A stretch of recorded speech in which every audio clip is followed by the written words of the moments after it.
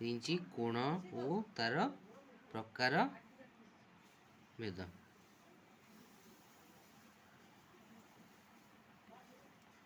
ଉତ୍ତର କୋଣ କେତେ ପ୍ରକାର? କୋଣ ତିନି ପ୍ରକାରର ହେଲା। ଯଥା କ'ଣ? ସୂକ୍ଷ୍ମ କୋଣ, ତାପରେ ସମ କୋଣ, ତାପରେ ସ୍ଥୂଳ କୋଣ। ଏଇ ଯେଉଁ ସୂକ୍ଷ୍ମ ସ୍ଥୂଳ ସମ ହେଲା, ପ୍ରଥମେ ଦେଖିବା ସୂକ୍ଷ୍ମ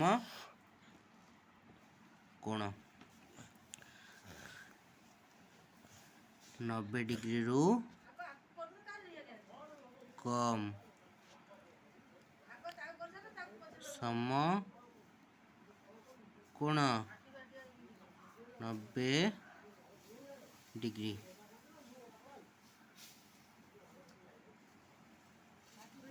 ସ୍ଥୂଳ କୋଣ 90 ଡିଗ୍ରୀରୁ ଅଧିକ। ଇଏ ହେଲା ସୂକ୍ଷ୍ମ କୋଣର ଗୋଟେ ଉଦାହରଣ, ଇଏ ହେଲା ସମକୋଣର ଗୋଟେ ଉଦାହରଣ,